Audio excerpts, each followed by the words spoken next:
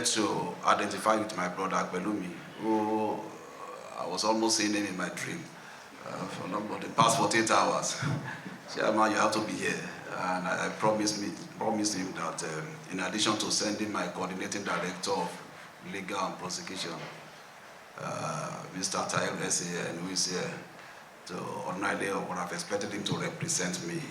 And also I have the director of SCUMO, who is also here, Mr. Ali Eri. And I said, okay, since I'm here, I need to just identify with you. One of the key concepts of my operational strategy upon my assumption of office is to use the instrumentality of this mandate to stimulate the economy. There is no way the fight against corruption will succeed if the economy is destroyed. So we review quite a number of our processes to ensuring that we encourage investors like you, we encourage developers like you, by always telling you to do the right thing. Let's get it right. Real estate is one of those key areas we are looking up to for the rapid development of our economy. Of course, you are aware of the shortage in the housing in Nigeria, probably between 15 and 20 million. And if we have to catch up with that, or we have to take care of that lacuna, it's really important to encourage people like you. 3 things I'm going to leave you with this morning before I take my leave. Number 1, let us always play by the rules if you want our business to succeed. The trend I've noticed in Nigeria in the area of real estate development and business is that a lot of people just go into it who know absolutely close to nothing about it. Everybody goes into real estate. The moment you are able to have access to small money, 100, 200 million, buy land, build house, and sell. Let us always understand that to every business there is a rule, applicable rules. And it's extremely in the interest of the stakeholders that the rules should be followed. The difference between our country and other developed countries where things work is just of compliance with rules. That's all we are lacking here. And when you see some of the people who have succeeded in business in this part of the world, you discover that they follow the rules. It may not be 100%, but they try as much as possible to do the right thing.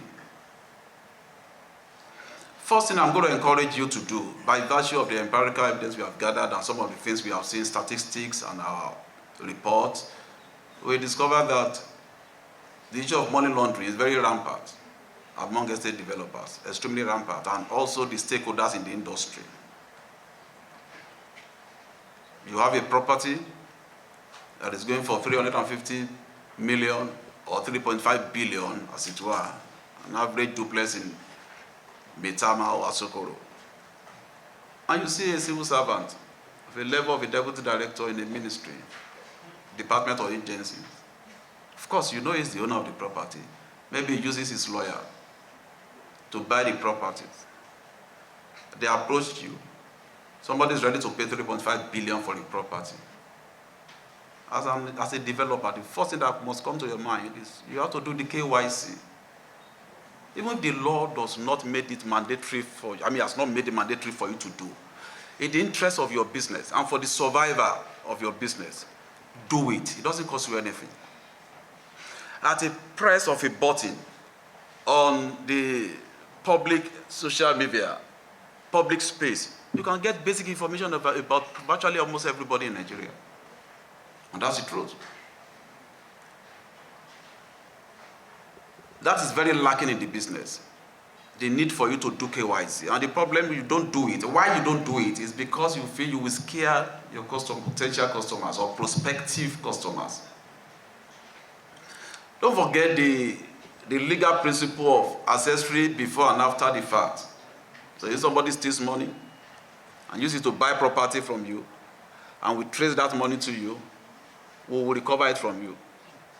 Yes. Yes. We will recover it. Because you can't sit on process of crime. The moment we establish it and we prove it to you that this money was stolen, we will follow it, trace the money, recover it. So you go after the person who has bought property from you to take your property back. but that money will take back from you. So please note that in the interest of your business.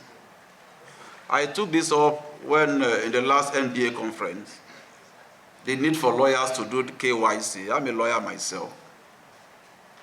We drag it back and forth, and eventually we agreed that there's need for us to do it. So we are back to the table. And incidentally, just yesterday, the delegate from FATF came to Nigeria. Those who attended to them are also in this room. And very soon, hopefully, we'll be getting off the gray list. And these are the things that we need to improve. I told them, we are not just going to do it because we want to satisfy the FATF conditions or terms. We are doing it in the interest of our own system. See, there is no way your business will survive if you don't do these basic things. Somebody just told us now, at the price of a pot, you know who owns what. Where things work, in the clients where things work. So why is our own different? Why? Now the beneficial ownership principle that have been put in place, I wouldn't know, is Corporate Affairs Commission, are they here? Did you invite them? So the operationalization of beneficial ownership register, please, we need to work on it. And that's what we are talking about. Now, even if you are using a trustee or an agent to manage your real estate business, what we are saying, ultimately, who is the owner of that property? So it has to be there. Now, the whole thing is so vague, so opaque in Nigeria. But with the operationalization of that, we'll be able to determine who owns what. And the KYC will be easy for us to do. Secondly, the racket that has been going on at FCDA, I want to really commend the effort that has been put in place in recent time in the FCDA. Now, they have improved on their processes and all of that. And we want you to do more of that, sir. Please do more of that.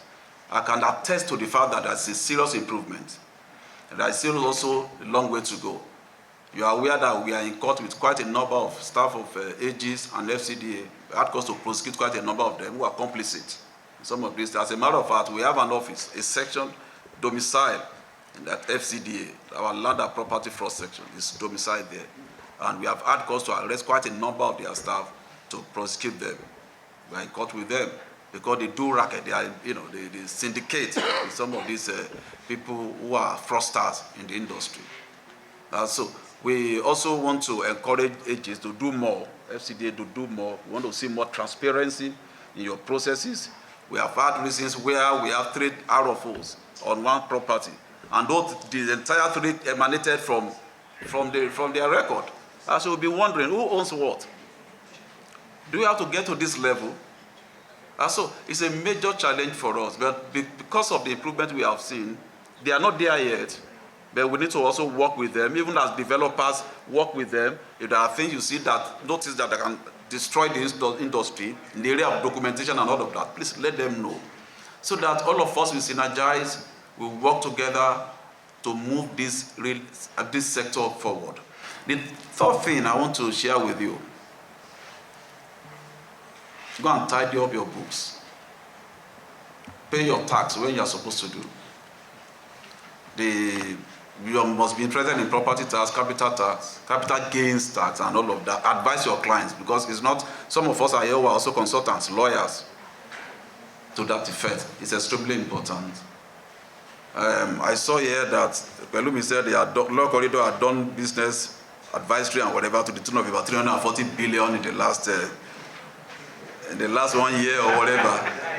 I hope you pay the right tax on this particular capital gain. Before we start knocking on your doors. I was really impressed when I saw the volume of the business Pelumi has done. It's extremely important. We'll start, I've set up a team. We'll start visiting all the estates across, not only Abuja, across Nigeria. We want to know who owns what. It will shock you that some of these estates have been abandoned for 20 years, 10 years. They just take it to a level and they abandon it. Nobody knows what is going on. And you know, what we have been able to gather is that most of these estates were funded by civil servants who have stolen money. So the moment they leave public service, the money is no longer coming. So they abandon the estate. So the developer is not looking for investors, to support them to complete the project. That's one of the things we have discovered in some of these abandoned estates. And we have taken the pain to move against some of those estates. In recent time, we have had cause to file for forfeiture for about 15 of them. We have got interim. Now, I'm very sure some of you sitting in this room, you are probably some of those estates belong to you. So very soon be expecting us to meet you in court. Because there's no way we'll develop the sector if we should continue with that attitude. Get something to a level. I know some of you, you have your genuine source of capital. But again, we look at it too. The system has to help you. The system has to encourage you. I've taken it up with the bankers. There is no one who will go to the commercial bank in Nigeria and borrow money and invest in real estate and you will make profit. It takes time. Sometimes you are on a project for 5 years and you have gone to a bank to take a loan at the rate of 18%, 20%, if not 25, if not 30. Elvis, you are here. You are one of the people who borrowing and giving loan at 40%.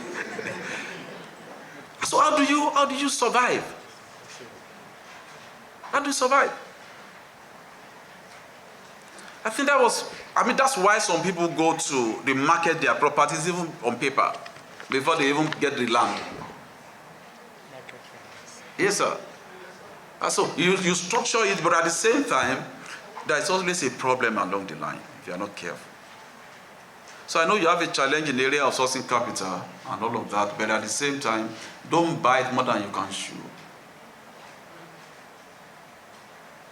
Start with what you can handle. Don't let anybody hide under you and do money laundering. We're going to expose you, we're going to fish you out and bust the racket. Because we have gotten to a stage in Nigeria where all of us, we have to synergize, we have to collaborate. The government will play its part, private sector will play their own part, and for this country to move forward. It is my desire that by the time you're having another round of this engagement, we'll have better news to share. And I want to see you succeed, but please do the right thing. Developers, government agencies, major stakeholders, most times try to come together to see how to provide tangible products that will meet the needs and the means of prospective buyers. In doing that, we discovered that most times, particularly at this moment, the means are not too, people do not really have means of meeting their needs. So in an attempt to marry the two together, you discover that players are trying most times to compromise standard and quality. And at the end of the day, we find ourselves in very, very terrible situation. To avoid doing that, we discovered that we must all come together, sit down, look at issues, address issues, and find a way to navigate the challenges. And this is exactly what we'll be doing today. On this note, I want to welcome each and every one of us. I want to wish us well. And I want to believe that we will all be part of the success stories of affordable housing delivery in Nigeria. Thank you.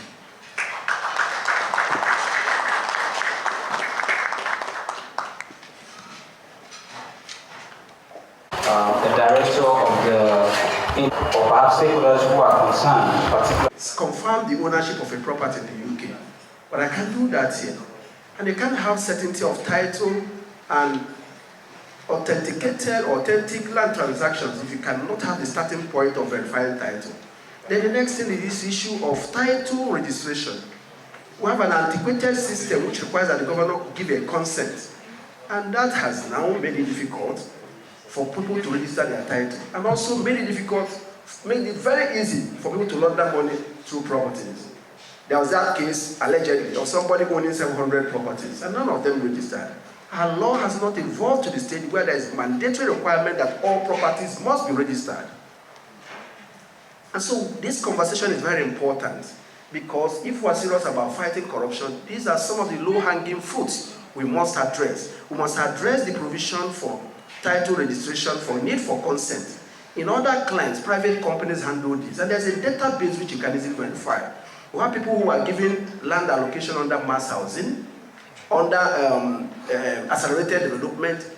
There's no clear picture as to what is the nature of the title they were given. And then there's provision in some of the development leases issued by the FCT requiring people who have such properties to give allocation to the people who have bought property within them, and for these titles to be registered. Yet, no proper scheme has been made out in ages, in over 20 years, for this to be done. And so people own properties in these estates, and they cannot register it, and the estate developers act as land registries. It doesn't happen anywhere. And then, also, it doesn't make for certainty where any minister can just go to the media and announce that he has revoked title of all those who have not paid ground rent. It puts fear in the mind of investors. You don't even know the state of these things. In this age and time, you would think that we will deploy technology to make it easy for people to register transfer of interest in property.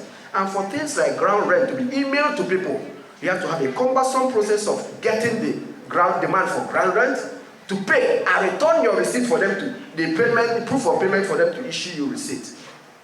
People cannot obtain funding to develop estate. People cannot acquire interest in estate because some banks cannot finance you because of uncertainty surrounding the title of those who are building. And then he has referred to double allocation. How do you have double allocation if somebody is not being funny? If it's been allocated, it's no longer available, and the record should show that it's been allocated. Except somebody somewhere is playing pranks, there shouldn't be such a thing. There's opacity about transactions.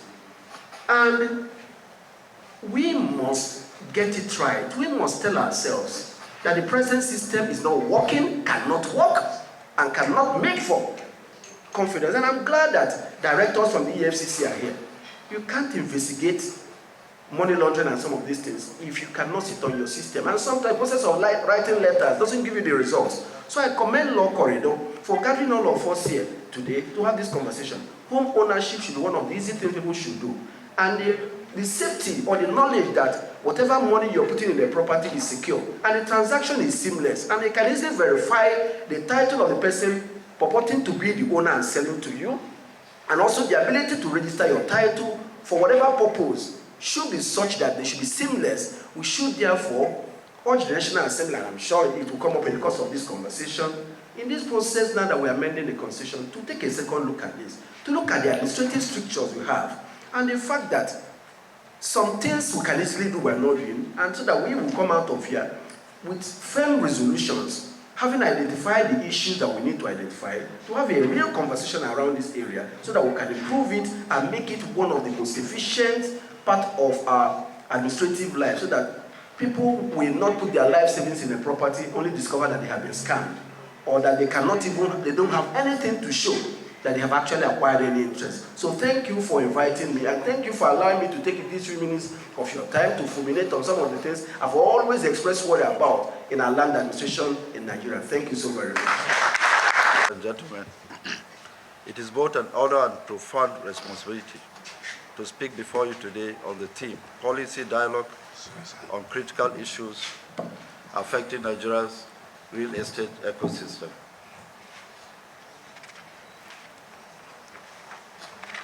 This summit could not have come at a better time than now for the rapid infrastructural development currently being experienced in the federal capital city, the area councils, and satellite towns. The slogan, Wike is working on Mr. Project, are now common among many residents who appreciate the beauty of the Abuja Master Plan and are experiencing an improved standard of living, reduced traffic, enhanced healthcare and overall well-being. The Federal Capital Development Authority, FCDA, the Federal Capital Territory Administration, FCTA, has a mandate of building first-class capital city comparable to the best in the world through the planning, design, and implementation of infrastructural development, as well as other fiscal development projects in the Federal Capital Territory.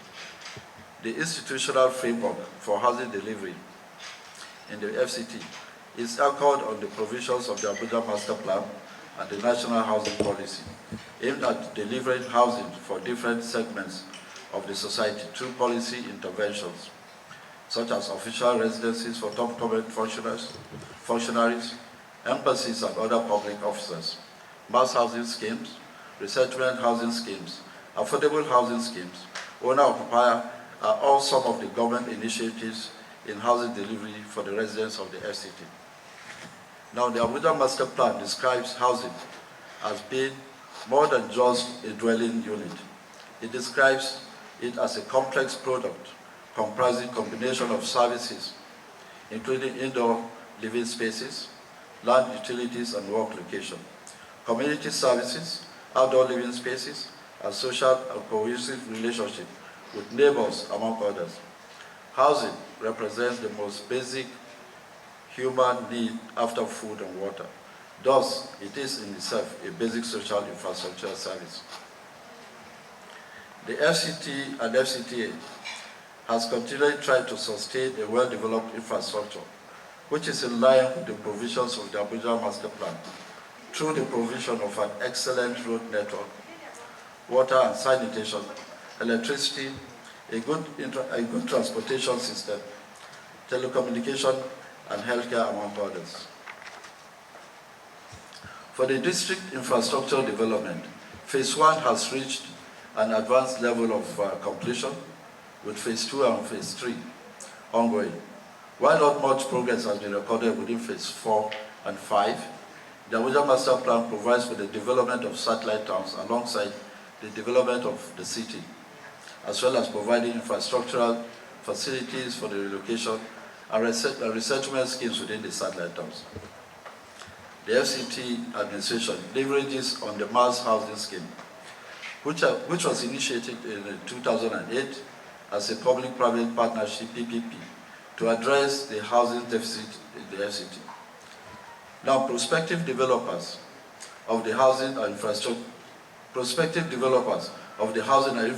in the FCT are required to abide by the prescribed codes, standards, and guidelines of the mass housing scheme, which provides acquiring genuine land titles, land administration and ages, obtaining development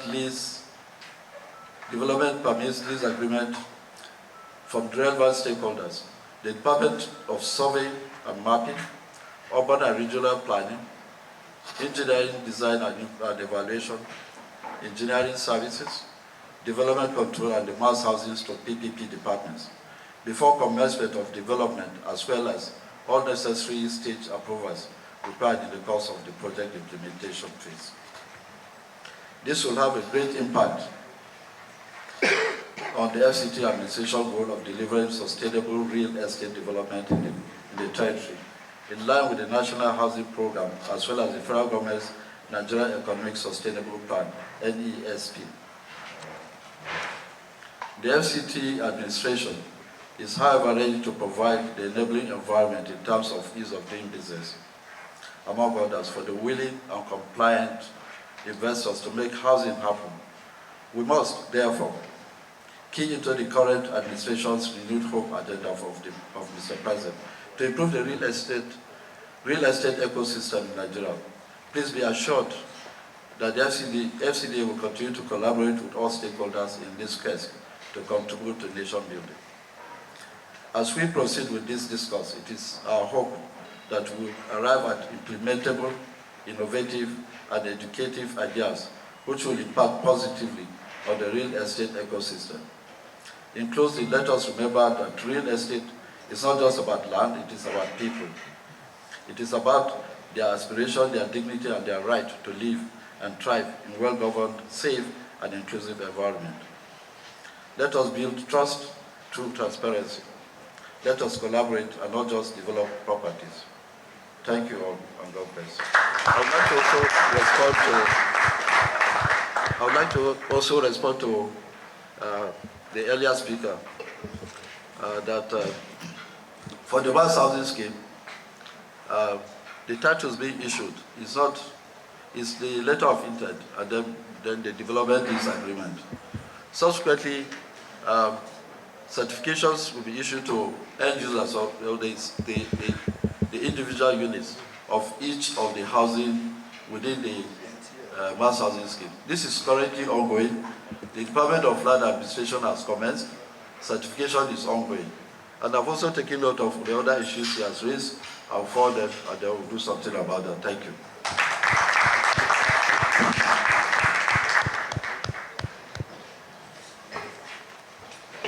Thank you very much, architects. Stakeholders in the real estate value chain, ladies and gentlemen, we gather today at a decisive moment in the evolution of Nigeria's real estate ecosystem, an inflection point where systemic challenges and untapped opportunities coexist in sharp contrast. The real estate sector bears more than just concrete structures and land registries. It is an economic powerhouse that directly influences urban development, job creation, wealth distribution, and social stability. Yet, for all its potential, the sector remains plagued by several inefficiencies, fragmented regulation leading to pervasive fraud.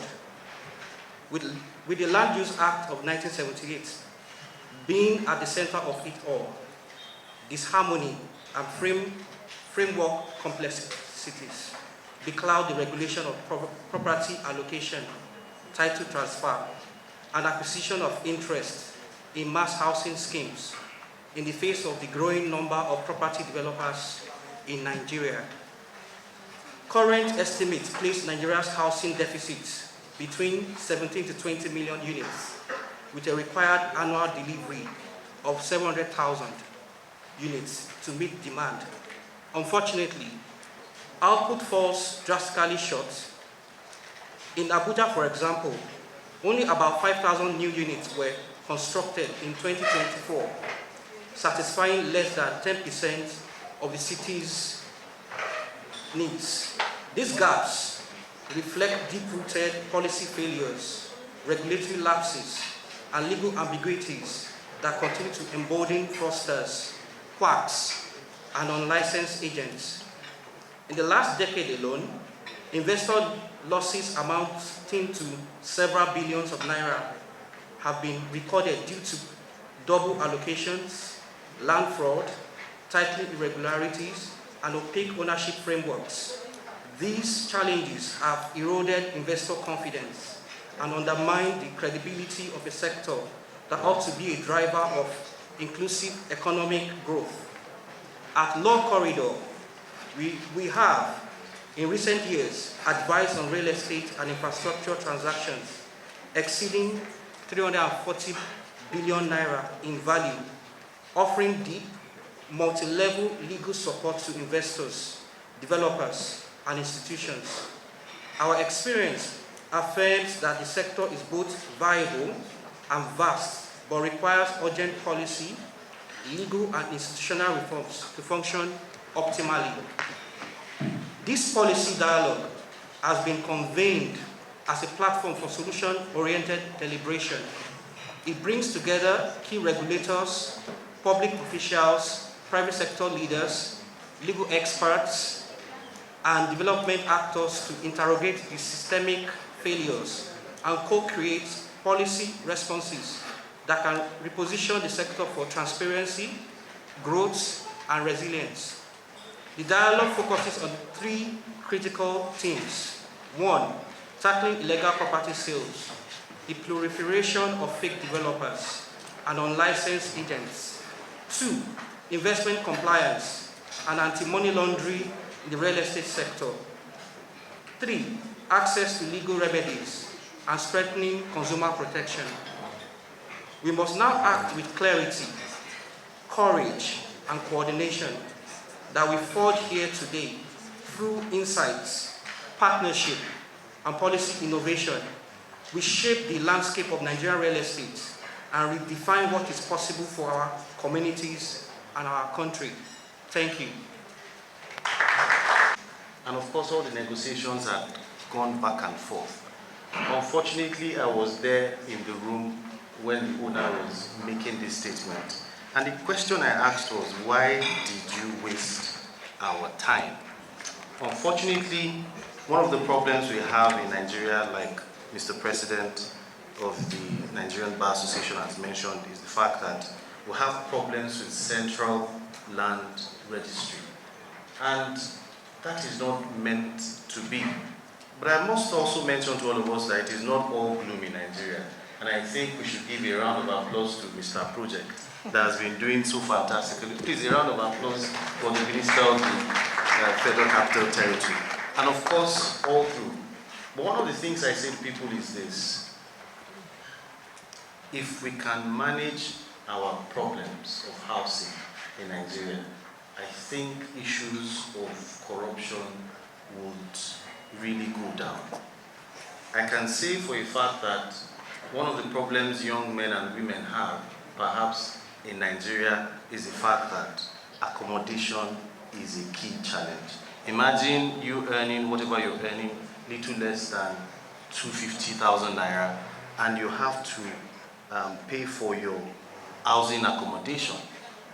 And those that own houses in Nigeria will be calling it at 30 million, 40 million. And I wonder how they'll be able to pay without having to double the books. And so, one of the other things I also find stunning in Nigeria is the fact that all the list of houses or property owners, we cannot go to a central system and check who owns what.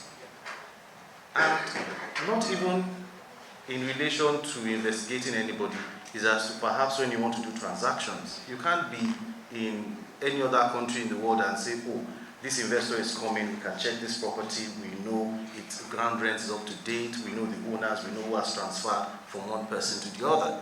And so those are the issues we need to discuss. Thank God this morning we're talking about tackling illegal property sales. And so for the purpose of this discussion, I would call on estate owners here to tell us about their experiences in terms of sales of property. In fact, I'll give you 2 minutes each. I think we'll have a few of them around. And I need somebody with the mic here, please, who is going to help us with the mic, to tell us the appropriate way when you want to acquire. And one of these things that we're trying to do is for us to know, you can hear from them directly.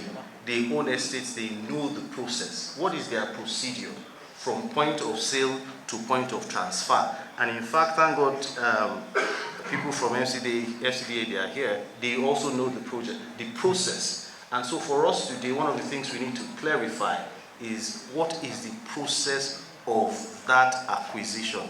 So please, by a show of hand, anybody that wants to tell us, if we want to acquire from your own estate, what do we need to do? Madam, please can I get somebody with? Okay, so I'll give this one and then, can we all hear me? Can we all hear me? Okay, so I'll run from here. Good morning, everyone. Once again, my name is Uzo, the MD CEO of So Real Estate. I'll be speaking briefly on the process of acquisition of properties in So Real Estate.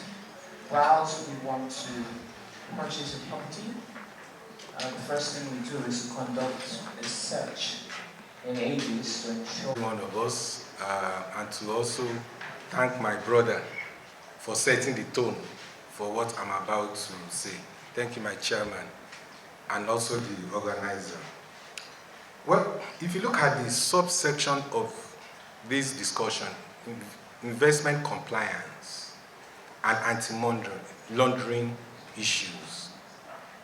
Let's look at the baseline first. Where does the money being used in real estate come from, majorly? Public sector procurement accounts significantly for a lot of the estates being developed across the country. Public sector funding accounts for a lot. That means, what that tells us right now is that if we're going to curb anti-laundering issues, then we need to tackle the aspect of how public funds are being utilized to provide good works and services to our Nigerian people. So for the real sector, or the real estate sector, which is one of the prime movers of our economic development as a nation, we cannot overlook the fact that we need to introduce transparency, accountability, how we source money to fund the real estates in this country. So for procurement, what BPP is trying to do now, in collaboration with CAC, is to say, if you award you a contract, when you are awarded a contract, we want to measure that contract with actual performance. Because essentially, contract, the profit margin, averagely, when you look at it, shouldn't be more than 30%. Shouldn't. But most times you see that projects are left abandoned, and then within 6 months, 3 months, you see evolution of real estate springing up. Where is the funds coming from? A private citizen has, who uses his own funds. You find that it takes time to be able to build such facilities. And globally, when you see real estate being developed, there's a sequencing of activities. There's a way they fund it. But in our own case, an estate starts today, in 3 months, it's fully, 6 months, it's fully completed. The question is, how? Where did that money come from? So for procurement perspective, what we intend to do, and my brother has rightly said, is to prevent it even from happening. Is to use procurement to prevent it from actually happening by tightening the procurement process and how projects are implemented. Because the difference between the actual cost of the project is what leads to people having funds to launder. That difference that we cannot account for is what gives people to look for other places. They